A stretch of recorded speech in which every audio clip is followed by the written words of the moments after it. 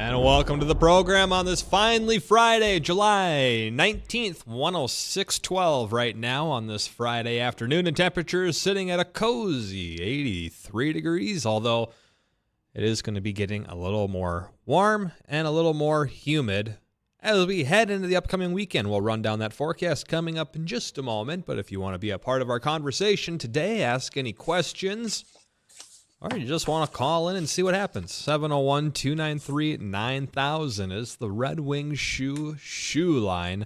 You can always reach us via email as well. That's weatherorag@flagfamily.com. Bridgette, what's going on today? How you doing?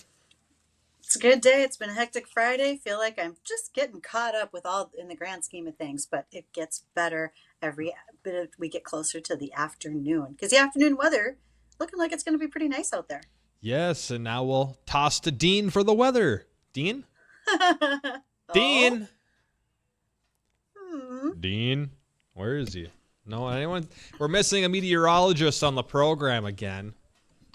Dean, Dean is not here. Maybe, should we have a t-shirt with a QR code? If found, please return this, and they can bring him back to us? Or do we put him on the back of a milk carton? How do we? Well, I don't think we can go as far as the milk carton, but I definitely think that we could do a shirt. If seen, please return to DAY Studios. Right, bring him back over. He's wandered off again. He might be located either on a golf course or at a tavern. Probably a tavern on a golf course. Oh, why not both? Good thought. Good idea there, Bridgette. Any fun weekend plans for the weekend, B? You know, at this point, I think it's just a matter of enjoying what's going on out there. I was in the garden last night for just a little while, and so when we're done here, I've got some weeding ahead of me. And then I also want to pick some peas, because peas are coming in. The radishes are ready. I've already been taking lettuce out. And I have some chamomile that's still blooming, so I can use that and put it into some tea bags. Chamomile for chamomile tea. Chamomile. It kind of looks like little tiny daisies. Really? It looks like, yeah, if you're not a tea drinker, it probably doesn't sound very familiar, but I raise those plants, and much like mint leaves, you can use them to make tea. Right on, right on. That's super, super cool. Hey, I'm going to throw, I don't know if it's a plug, maybe it's a request. You remember those? Okay. You remember the old Pokemon games, like for the old Game Boy? I don't know if you ever bought any of your kids those, or if any young ones in your family played them. Anyway, I used to have a handful of them back in the day when I was a kid, and I'm at the point now where I kind of want them again, either as a collection, as like a collectible thing, and because I don't know, kind of want to play through them. So if anybody has them, or if you have kids who don't play them and you're looking to get rid of them, hit me up at weather@flagfamily.com, and maybe we can make a deal out, because I'm trying to get a collection of them together. So there's my request. Back to the show. All right. Our forecast, there's going to be showers over the next few days, Bridgette. And you know how I've been complaining the last several about how it hasn't rained in Grand Forks, or I've gotten a quarter inch since the first of the year. Not the first of the year. The first of the month, maybe. The 1st of July. 1st of July. Nice try. We just got some rain this morning, right before I left town to come down here. We picked up 0.6 inches of rain in about a half hour or so. So that was very refreshing for the yard and everything out there, because although things were green, the ground was hard.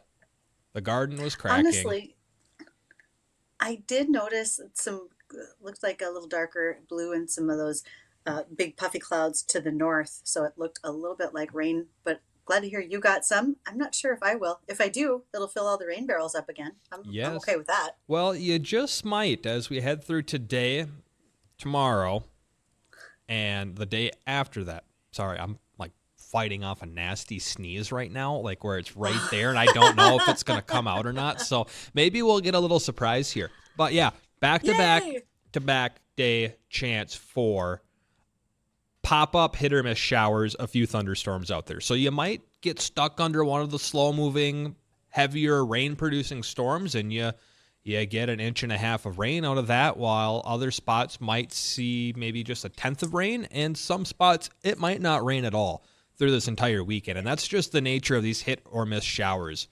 you can't predict exactly where it's going to pop up outside of them just popping up in the area. So like last weekend, we were out at Bemidji. It didn't rain at all at our cabin, but it rained in town twice. So that's just the nature of it, and that's what we'll deal with. For the most part, these will be late afternoon and evening shower chances, leaving the mornings and the early to mid-afternoons for the most part dry. There's going to be a lot of dry hours mixed in between there, so it's not a wash weekend. It's going to be nice if you don't see the rain. Even if you see the rain, I still consider it a nice weekend. 83 degrees right now, wind remaining light under 10 miles an hour. It will stay light through the rest of today. And as we head through tonight, I should say through the afternoon, we'll watch for a few pop-up showers late this afternoon into the evening. Tonight, those showers will dissipate down to a low in the mid-60s. And for your Saturday, through again the late afternoon and evening, pop-up showers, a few thunderstorms, temps in the mid to upper 80s, light wind, humid, a little hazy. Same exact thing for your Sunday. We'll see the winds being light. It's humid. We're in the mid 80s. Some pop-up showers late in the day. Outside of that, again, just a little hazy. So that's kind of what we're going to deal with for the next 4 or 5 days or so, all the way to Tuesday. It's just pop-up showers here or there. Temps for the most part stuck in the 80s. So all in all, Bridgette, it's not bad. And some people might get a little beneficial rain because there are some spots where it hasn't rained in about a week or so. And it's dry on the surface, so you're right. Like in certain fields, they'll take a little bit of surface moisture right now. It'll pan out just fine. Glad that sneeze came. I got that sneeze out. Oh, that felt so good. Really milked it too, like a big old dad sneeze. We'll clean up the splatter in the studio later. I don't know. That's Dean's chair. We've actually had a sighting of Dean. One of our faithful listeners, John, sent me an email. He says, I'm not sure if I've seen Dean, but I'm pretty sure his liver is hitchhiking eastbound at mile marker 30. So keep an eye out for Dean. Never know where you might find him or his liver. Appreciate it. Go either direction. Appreciate it there, John. And if you have a wild Dean sighting, call us, 701-293-9000. Let us know where he's at, what he's doing, most importantly, if he's okay. Because we don't know where he is. He's just gone.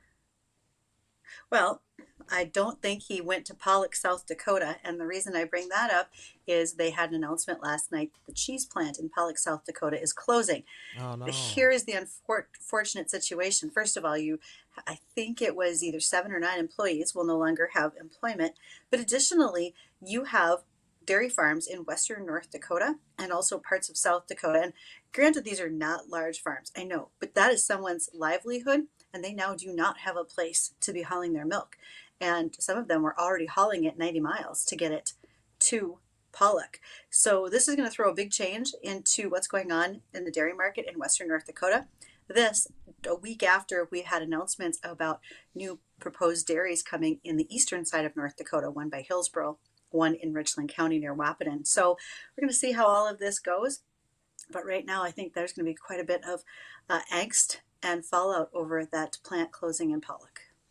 So what do they do in a situation like that? If you're driving 90 miles to drop your milk off in Pollock, where do you go after that? Do they have a different option? Do they have to go 140 miles? Or do you have any idea? Or are they just SOL? I think they're still sorting that out. This announcement being made so quickly, how many days do they have left to ship milk? Or is it an immediate stop order? If that's the case, how do you find someone else to take that milk? Because really the next closest plant that would take it, is particularly for cheese, would be Fargo. And if you are west of Bismarck, that's a haul, and your milk haulers. So it's also that ripple effect.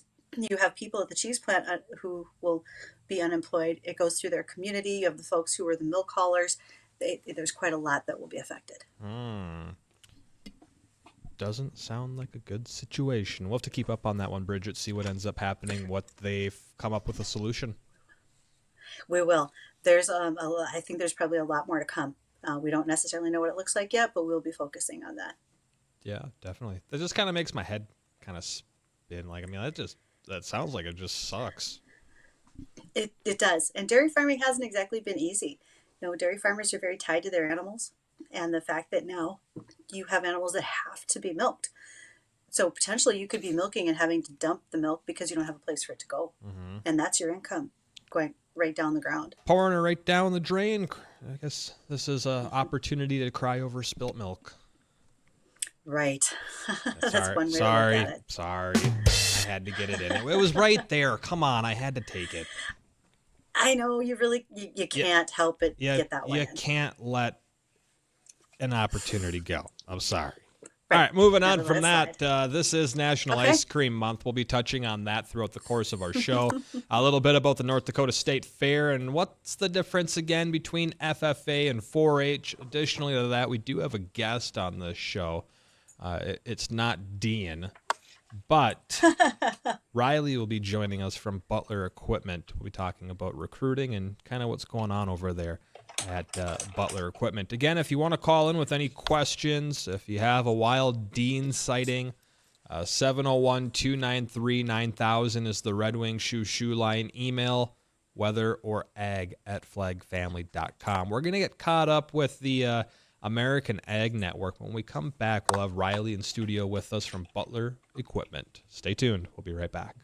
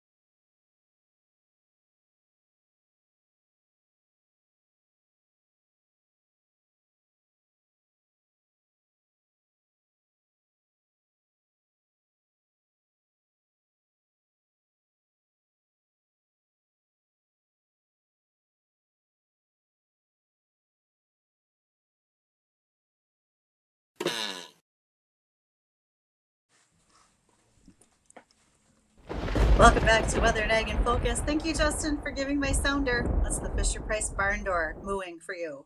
We greatly appreciate it. No problem. Justin Storm, meteorologist extraordinaire, running the board today while I'm not in studio, but thankfully you are. And Dean, no idea where he's at. John said he might have seen him crossing I-94 not too long ago. Do you think it's possible that he's preparing for his big jump next week? He might be preparing for his big jump. He might be heading out to the lake. Who knows? rumor has it he's jumping out of a plane next week, and we're not even forcing him to do it. So we'll Nope. keep you posted on that Yep. situation. Should be very interesting to see how that whole little situation plays out. Well, I hope that when he's out in the plane, he takes the time to fly over our cornfield for Here We Grow 2024. We are custom farming 20 acres of corn, and we thank our sponsors who have been a big part of that. Red River Retention Authority, Brian Feuder has joined us on air several times. We've had great discussions about what they do relative to holding back water. Again, that's the retention part. We're just being part of a greater flood mitigation plan. They are hosting their partner summit on July 31st in East Grand Forks, Minnesota.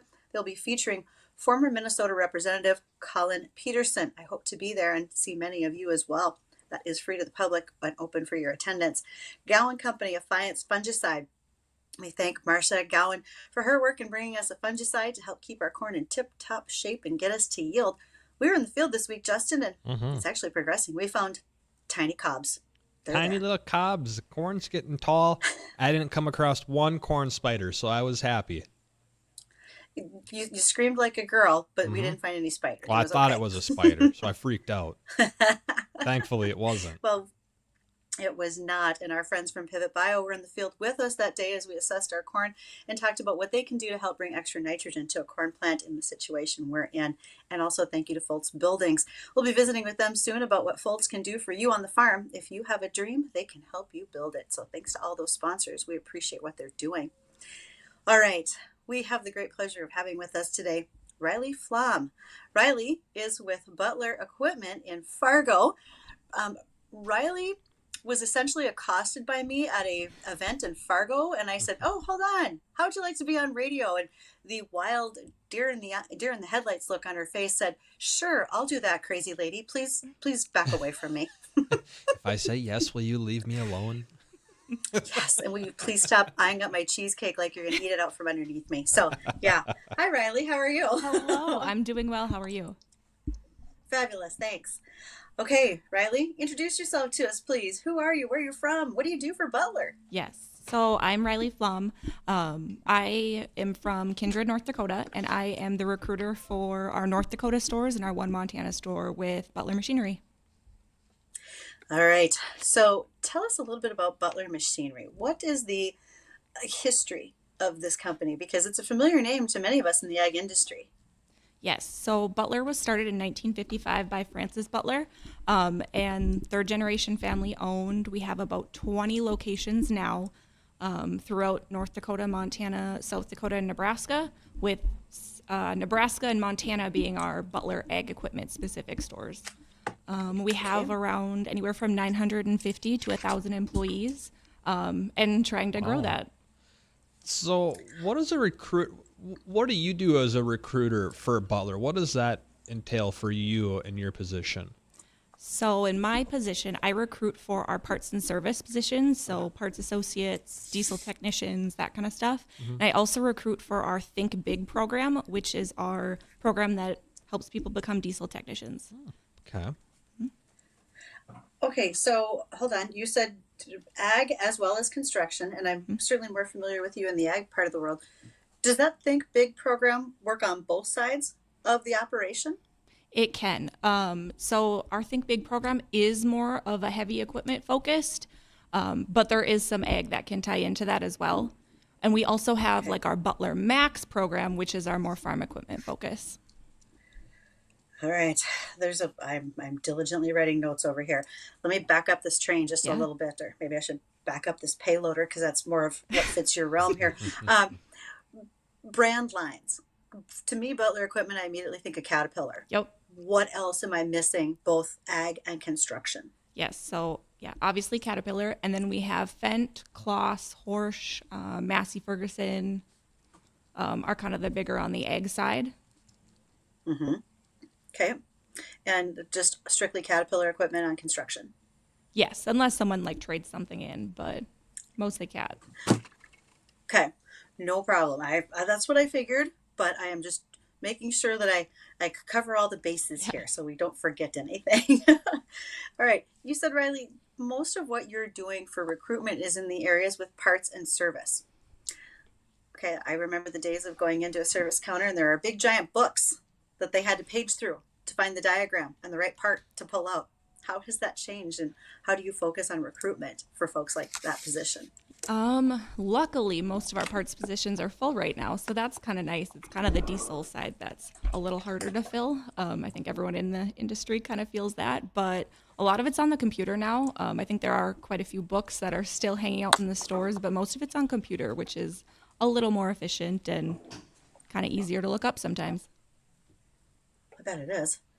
Now, what are you looking for as far as diesel qualifications? If I know you're helping mostly with parts, but you're also looking to fill positions throughout your employees. Tell us a little bit more about those. How does Think Big and Butler Max tie into what you're doing? Yes, so our Think Big and our Butler Max help kind of build the building blocks and foundation for people that do want to have a diesel technician career. And we really strongly recommend that because that's where you can, learn a very, very good broad of it. And so as long as you have a very good attitude, willingness to learn and apply yourself, it goes a long way. And so if individuals go through our Think Bigger Butler Max program, that sets them up with a job in one of our stores. So it's a very nice transition. You don't have to worry about finding a job after college. And So in terms of that and bringing people in to fill those positions, are you looking for someone who already has experience in diesel mechanics, or is this kind of you're willing to bring someone in and train them along the lines, say someone who doesn't really have much in terms of diesel experience? for our Think Big program, that's kind of the more, if you're greener, that's kind of the option we tend to lean towards, or the pathway we try and go down. But if you have already experience wrenching, any type of mechanic experience, or you already have experience working on heavier farm equipment, then most of the time you can just go right into the store. Okay. Okay, so Riley, I want to go back to a couple of things here. One of them was when you think about the programs, the Think Big, the Butler Max, correct me if I'm wrong, and if I didn't hear you because I was writing something down, you're going to pay the tuition for someone who's going into school. They're guaranteed a job. Is there a hiring bonus, or does that happen if someone is coming in that's an experienced hire who you want to do a bonus for? Or what kind of incentives and so forth might they be looking towards? Yes. So for our Think Big program, we do offer an $8,500 scholarship to help put you through school. And how our Think Big program and our Butler Max programs are set up is you go to campus for 8 weeks, kind of learn, go in the lab, learn the theory, the bookwork of it. And what campuses, by the way? Yes. So down in Wapita, North Dakota, NDSCS is one of our Think Big programs. And then down at Lake Area Technical College in Watertown, South Dakota, that's where another Think Big program and Butler Max programs are. So kind of a fun fact, there are 11 Think Big programs throughout the United States, and Butler partners with 2 of those. So we're very proud of that factor. Most companies only kind of have partner with 1, but we partner with 2. As you were talking then, but I apologize, I interrupted you. So they're going to do some time in classroom and theory, et cetera. And then what are those next steps? Yes, so it's 8 weeks on campus learning the bookwork, the theory, and then the next 8 weeks are in a store of your choosing, applying what you just learned in class, earning or making money, your more internship focused part of it.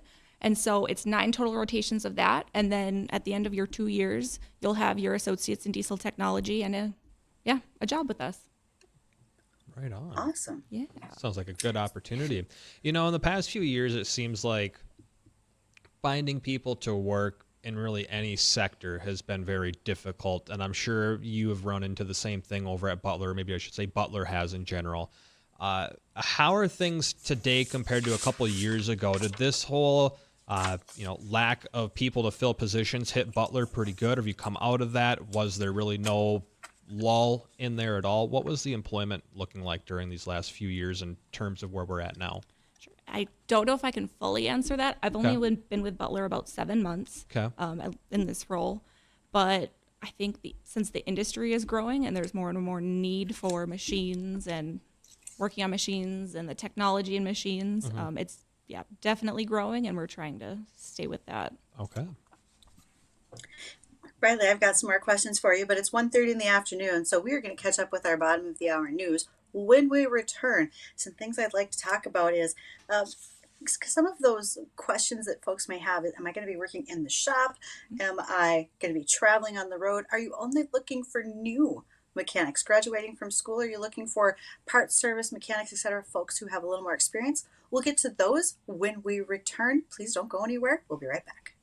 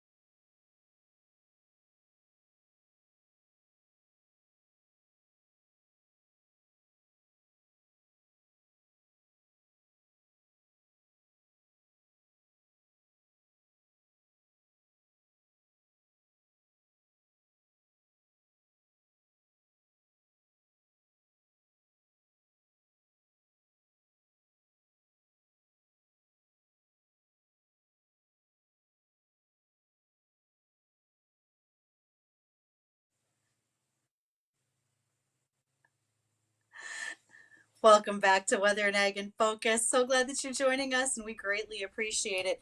It's a busy day here at WDAY. Lots going on, and there's always lots going on in ag, including hiring. And we love the fact that we have our guest with us today from Butler Equipment. In fact, she's pretty close to the office. I don't think she had a long drive to get here. So we welcome Riley Flom with Butler Equipment. And Riley, introduce again your position and what you do at Butler. Yes, my name is Riley Flom. I'm a recruiter with Butler Machinery. I recruit for our parts, service, and our Think Big diesel program. Okay, I still have plenty of questions that I've been working on over here. Okay, when you hire diesel technicians, are they designated as in-shop or on-the-road service technicians to out in the field, or will they go from one side to the other? Can you designate one? How does that work? They can. If they already have field experience, then we kind of like to start them out a little in the shop, just so they can learn, kind of how we do things at Butler, and then they can transition. Otherwise, if they are just graduated from college, we do like to start them in a shop role first to kind of get them used to it.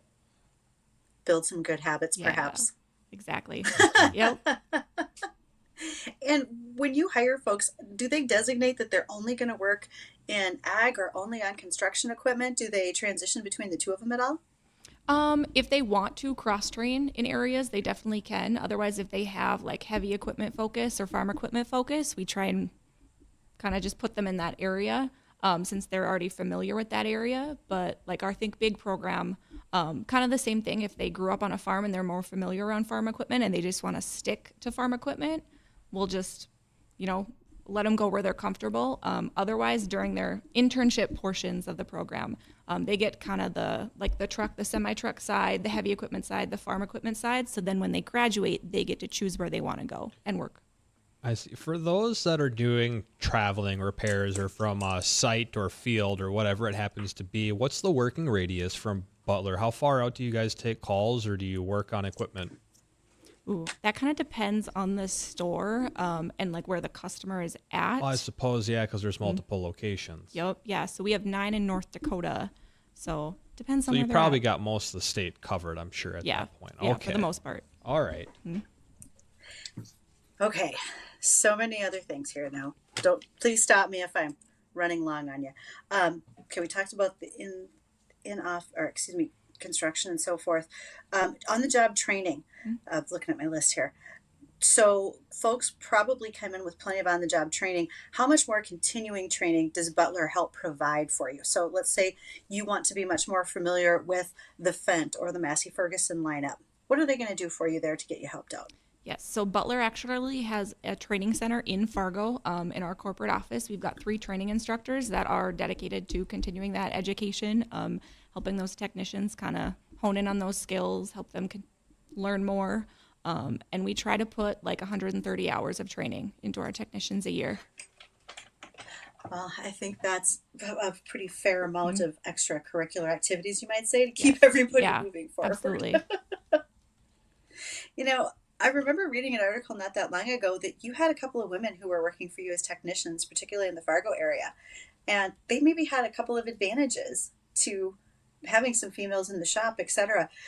Are you familiar with that? Have you met any of the gals that have done this? So I haven't yet, but we do have a female going through Think Big right now. She's about to be a second year. So they appreciate that her hands are a lot smaller, so she can when they're working on stuff, her hands can fit in, those smaller spaces. Right. So that's exactly right. Yep. You actually get to be a little more compact. You might not always have the same upper body strength to lift things like a giant starter, but you certainly can be pretty useful in a small confined area. Absolutely. Good to know. And what's been one of your favorite things about being a recruiter? What do you enjoy about your job so far? I enjoy all of the traveling and things I get to do in this position, and all of the people I get to meet. I get to interact with all of our parts and service managers, everyone else in the stores too. But I also get to go to a lot of high school events, FFA events. We get to take part in, or we get to go and represent the CAT booth at Skills USA and National FFA. We actually just spent about a week in Atlanta, Georgia, representing the CAT booth at Skills USA there, and that was awesome. Very cool. So what were you doing in Georgia then? What did you do there? Why Georgia? Yes. So CAT has a booth as a whole company, and then recruiters and technical instructors from the United States and all the other CAT dealerships, they come and all of us kind of help work the booth and network and talk to kids about the diesel industry and talk to them about our Think Big programs. I see. And what are the kids or the kids that are in high school, when you go to these local events or the high schools and you're talking to them about, I would imagine, the programs that you're offering, what are their thoughts on it, on diesel mechanics or machinery? Yeah. Most of them like the big equipment. They think the big equipment's pretty fun. Some of them have never picked up tools before in their life. So we bring what's called a sprocket game, and it are these sprockets off of dozers, and they have to basically tighten the bolts. There's like 5 on each side, and it's a race. So most of them get a good kick out of that. Oh, I bet. Little friendly competition on Exactly. fixing this. That's fun. I'm a little disappointed, A, that Riley didn't bring this to the studio, and B, I'm not there right now to help play that game because We could have I been sitting here totally playing. would've We done could have that. raced Bridgette. Hand tools or I power know. tools? Then hand tools. Hand tools. Or, well, power tools. All yeah, right. the drill. But the next time I have it set up, you guys are invited to come out and race. Are you getting much I would- success? Or sorry, Bridgette, go I ahead. would love that. I've- I just want to play the sprocket game. Yeah, I think we need to get it set up and go play it. Are you getting much success from visiting these kids and ultimately having a few or some of them with interest taking this program or getting more information on it? Yes. We have 12 signed up for NDSCS, and then there's another 16 at a LATC for Think Big, and then an 11 for our Butler Max. So we're kind of around that 40 students that are starting this fall, which is awesome, and we're very proud of that. So yeah, there is some success. Good, good. And how many, I guess, company-wide, it's a lot, and I'm sure you can probably transfer between different locations, but at your location, how many spots are you guys trying to fill or bring in? Our Fargo location ideally is like 4. Okay. Is kind of what they can handle, because when the students are out on their internships, we pair them with mentors, and those mentors have been like trained and are able to take on and teach. I see. And so we don't want to overwhelm the mentors, and we don't want to overwhelm the students. We want to make sure it's a positive experience for both. I see. So yeah. So I've heard Gen Z referred to as the tool belt generation. They are students that want to go get a technical 2-year degree more than a 4-year longer degree, 4-year or longer. Do you think you're seeing that in recruiting right now, that students have far more interest in the technical schools and services, whether it's diesel mechanic, repair, auto body, HVAC, carpentry, plumbing? Do you think you're seeing that at all? Oh yeah. Yeah, there's quite a bit of a push for trades, which is awesome. When I was in high school, the kind of push was a 4-year, which is great, but it's definitely not for everyone. So yeah, there's definitely a lot more interest in the trades, which is exciting. Very cool. And before we wrap up here, Riley, is there anything that you would like to say before we end this segment about Butler and the programs you're offering that we haven't touched yet? Yes. So we do store tours. If any like teachers, classrooms, programs, if anyone wants to come in and tour one of our stores, we love doing that kind of stuff. Most of the time we'll provide either like lunch or breakfast, kind of depends on what time of day you come and tour. And we also do like presentations. Yeah, we just like to get out there, spread the word about the industry, about ourselves. Well, it's super cool that you offer those tours in the first place. A lot of plants or corporations or places, they don't do that. They don't let people come in and kind of see what's going on in the background. Yes. Yeah, we're very, very proud of our shops and our stores. Awesome. Okay, Riley, we've got one more thing we need to talk Yeah. about today. July is National Ice Cream Month. So help us out here. What are you voting for as your favorite flavor?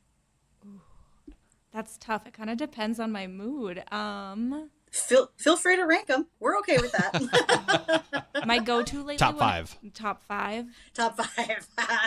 Cookies and cream probably is my number one right now. There you go. Cookies and cream, or I like could live chocolate with peanut that. butter. One of those two. Right. It's a toss-up. A good, what is it? Maple nut and chocolate black cherry, or rum black cherry is actually one of my favorite. Okay, so to make it more complicated, again, July is National Ice Cream Month. Does it matter if it's hard ice cream or the soft serve ice cream? Because my flavors very much differ, which It's got to be hard ice texture cream. I'm going to have. I really prefer that. Frozen yogurt doesn't count either. Oh, no, it doesn't. No. That's Sorry, not the same. cherry berry. I've got such a sweet tooth that I take both. Right. So. It's any form. It's all sweet. It's good. It really is. But hey, fun fact, ice cream cones were created in about 1904. So we can not only celebrate ice cream, but the cones they come in. I had no idea. What'd they do before then, Bridget? They just eat it out of their hand? Bowls, spoons, well, they did have utensils. And the story is in order to bring forward the ice cream sundae, that soda fountains in the late 1800s, in particular towns, were made it illegal that they couldn't sell soda. So before they were always making ice cream, then they'd add soda to it as kind of a carbonated beverage. Well, on Sundays you couldn't do that. So in order for people to keep having ice cream on Sundays, they started putting chocolate syrup on the ice cream and serving it in a bowl. And it was ice cream sundae, Sunday, not a Sunday, Sundae, that we all know it to be. Oh, wow. Who'd have guessed? I'm a wealth of useless information over here, you guys. Just happy to help. I just thought I'd give you the wind sound effects. I'm here to help. And Bridget helps each and every single day. Thank you, Bridget. Thanks. Riley, if someone wants to get more information about Butler, the recruiting process, the different programs, or maybe getting a tour or signing something up, getting in contact with anybody, where would you direct them to go to get that information from Butler and Kat? Yes, definitely butlermachinery.com. You can go there or call any of the stores and ask for my information, or you can contact me directly. 701-971-3463 is my phone number. So yeah, I'm happy to help set up, organize, attend anything. Awesome. Does the Fargo location, do they have a specific website, or is it just Butler sub Fargo location? Basically, yeah, butlermachinery.com. Awesome. Well, appreciate that, Riley. Thanks for coming in and spending some time with us so we can learn a little bit more about what recruiting is like at Butler and what kind of programs you got going on. Absolutely. Thanks for having me. Yeah, not a problem. Well, listeners, stay tuned. We still got another check on the forecast. We have several egg topics, and we're getting some sightings of Dean. We'll let you know where he's at coming up in just a moment.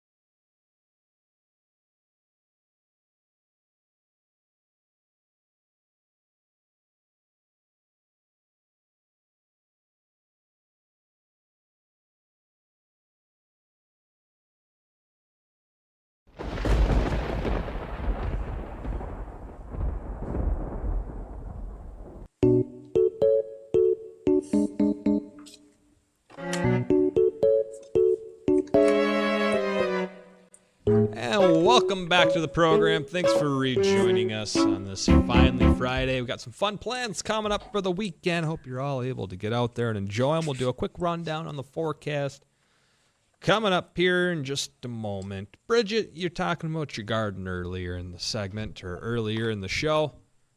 How is it coming along? Everything's popping up good with the heat that's finally been coming. I've noticed that my the vertical growing squash that I'm growing have really exploded in the last 10 to 14 days, where, I mean, they've gone from knee height to waist height really fast. We're going to need more pictures of that. Mine is all on the ground. I actually have just yellow zucchini this year, so mine are only about this long. And I'm curious how your vine is going to support that squash as it gets larger. Meanwhile, the beans are blooming, the peas are blooming, the ever-bearing strawberries just pushed out another batch.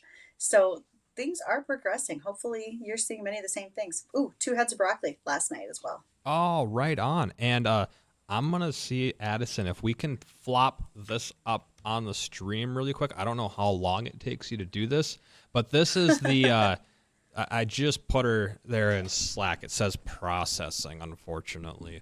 But if we can get this pulled up, it's the vertical growing squash kind of. I can somewhat show you kind of what's going on, but it sits in a cage and it grows like a vine, except it doesn't vine out. It's just the main stem keeps growing out, and as long as you have something for it to kind of force it to grow up, it will grow up like a tomato plant, but then it has the leaves of squash that shoot out in every other direction or whatnot. But yeah, it's just your normal summer squash variety. So, they're the long yellow zucchini or yellow squash, but that's it right there. So that was a few days ago I took that photo. So just kind of think of it like a little pepper, but then all the squash leaves shooting out in every direction. And then the fruits grow right off of the main stem as well.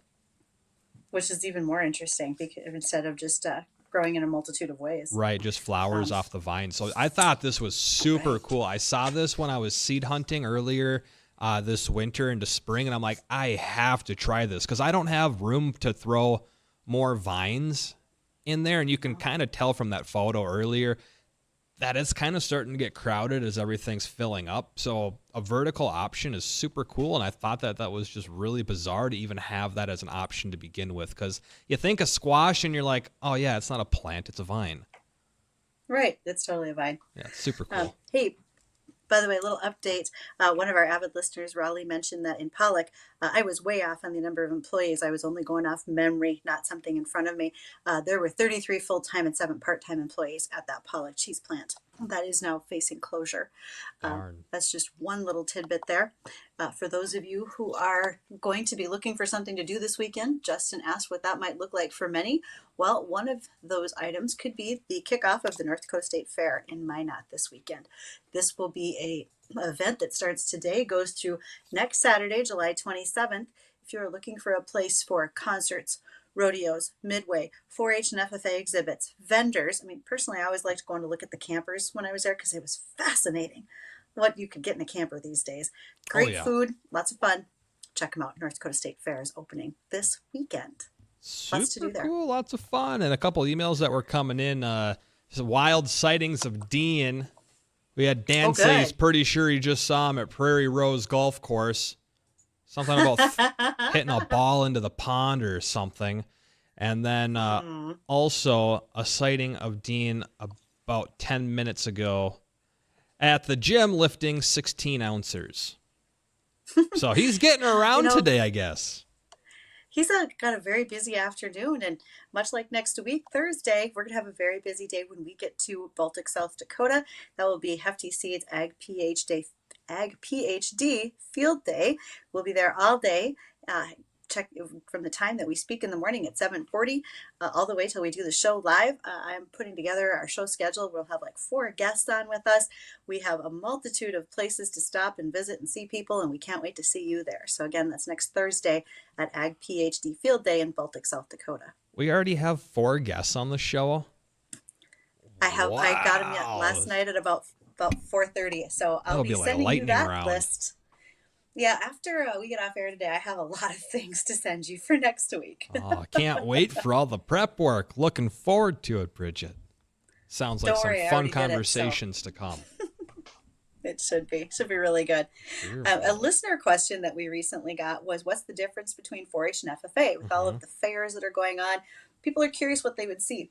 Okay, so 4-H starts for kids that are about kindergarten age. They're called Clover Buds. Goes up till the time that they are heading off to college. That is funded through the land grant universities and the state extension services. There are volunteers who are club leaders and work in conjunction with county agents or extension personnel in order to bring that programming forward. It's not only for farm students, but then also there are urban programs, anything from robotics, camera skills, baking, cooking, all the way to gardening, raising livestock, and so much more. FFA targets students starting in the 7th grade, and they age out at age 21 by earning their American FFA degrees. Those students go through FFA as a public school function, meaning that they have a in the classroom ag education class. They then would have their supervised ag experience program where they would be either raising crops, livestock, wildlife management, off-farm placement, and so much more. And then lastly, the FFA is the extracurricular arm of that program as well. So funded 2 different ways. Starts when kids are little. Many kids start little in 4-H, go all the way through age 21 in FFA. There's much to do for many students and brings great skills for them for a lifetime. Very cool. Appreciate it, Bridgette. That's going to wrap up the show. Your forecast for the next 5 days. Temperatures in the 80s, light wind, humid each day. Slight chance for some pop-up, scattered and isolated showers or storms. So all in all, should be a nice week. And before we get out of here, have you ever heard of sloth? Now you have. Have a great weekend.